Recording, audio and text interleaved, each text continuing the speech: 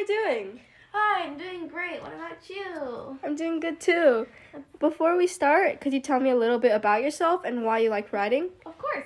So my name's Elaine Sun, and I go to Basis Elementary in California, which is in the U.S. And I like writing because it really helps me personally in my daily life to, clear my thoughts and think properly. It's becoming more and more of a daily habit now. And how did you start writing? So I started writing. Long story short, basically one day I was really sad, right? And then one of my friends sent me a writing competition link, and I was like, oh, I've got nothing to do anyway. And that day I had a lot of thoughts crowding in my head, so I was like, oh, well, I don't have anything else to do, so I'll just do that writing competition assignment. So I just wrote a short story about this girl who was really sad and had a lot of thoughts. And I realized that it was kind of applying to myself in a way. So I realized that by writing even a sentence or two, it could really help my train of thought and patterns. So I felt that was really beneficial to me. And now I feel like I've adopted into daily life. Well, I totally agree with you. I find that writing can also help me express my thoughts. I know that there's a lot of writing formats. Do you have any preferences? I don't really, because for me, I'm really not a serious writer, and I just most of the time just write just the word by word. So I don't really have one specific type that I love. Oh yeah, definitely. Many formats can be useful for different types of writing. Do you have a favorite thing to write about? Personally, I really like reading and writing romance. It's a bit weird for people of my age, but I enjoy it, So I think most of the time I enjoy writing deeper stories and less childish ones with simple plots. I like writing deep plots that require some thought to understand, and I think that really makes what I'm reading more exciting for me, and I naturally tend to continue reading or writing down that thought. Whoa, that's so cool. Do you want to tell us about something you're working on or have been working on lately? So recently I've been writing this half short story, I guess you could call it.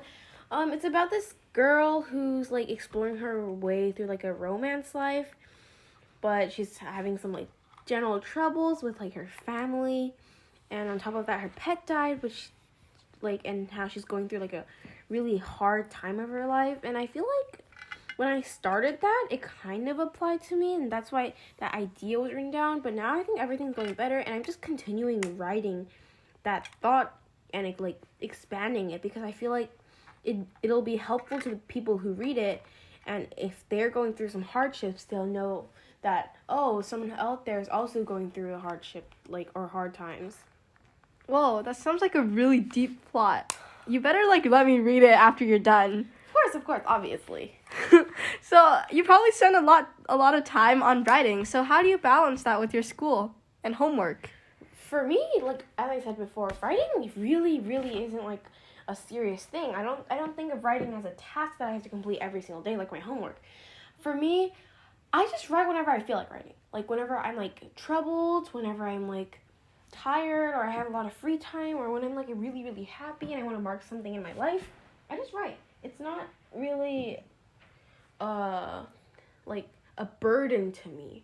I write because I enjoy writing, and only because I enjoy writing, not because I want to show it off or be influenced by anybody else to do it. Oh, yeah, sometimes I procrastinate my homework just so I could write a little bit. Do you do that? Not really. I guess, but I feel for me, I procrastinate my homework either way. Oh yeah, but sometimes when you really get into the zone when you're writing, it just happens. Speaking of the zone, how do you do, and how do you get into the zone? I usually Like I said before, when I have like something on my mind, I usually automatically just snap into the zone. And I feel like for me, I don't often get writer's block because I write when I have something to write about. And I think for me, that's a big part of writing. Oh, for me, I feel like I get writer's block a lot, and it's really a struggle when I write. So it's great for you that you don't get writer's block. So, do you have a book or story that you recommend to other people? Personally, I really like the short story Flowers for Algernon. Oh, I read that. Yeah, it's actually really popular among like middle school students and high school students. But basically, do you want to explain what it's about?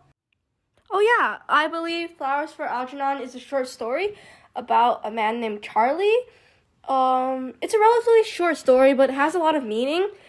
He had an IQ of about 60 when he was full grown, and he basically was invited to undergo some kind of procedure, like chemical procedure, to make him smarter, and he was the first man that they experimented this on.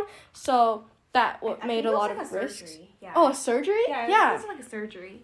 Oh, I think it was the first time they performed it on anybody, so it was a big risk for him. But after the surgery was performed, I think he started to like really see the difference and how people treated him before he got smarter and before he got smarter and when he got smarter. Yeah, I'm not too sure. How did the story end? I'm pretty sure basically Charlie, after he got really smart, the chemical eventually wore off, but that was after he realized how society treated people based on how smart they were. Yeah, so.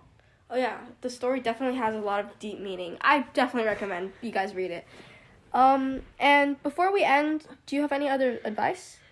I think for advice, I just want to say that writing doesn't have to be really serious. It really can just be like scribbling some words down or like just writing like half a sentence. It doesn't have to be a full-on novel like to start with. And I feel like the main thing that prevents people from actually starting to write is them being too self-conscious, and they end up like comparing themselves a lot to like top novel writers, and I think that's what's stopping them from getting to their full potential. Also, I feel like just the most beneficial thing to learning how to write is just being yourself and writing with good practice and the right style, because different people have different styles, obviously. Wow, that's great advice. I think myself and a lot of other people can learn a lot from that. And I think that we've reached the end of our interview. So thank you so much for your time. Thank you. I also really appreciate it because I feel like this also helped me clear out another train of thoughts, because recently I have actually been doubting a little bit about whether I should continue writing, and I feel like that actually really helped boost my self-confidence as well, so I appreciate it too. Well, I'm glad this interview helped you. Thank you so much for your time, and thanks to the audience for listening. Happy writing!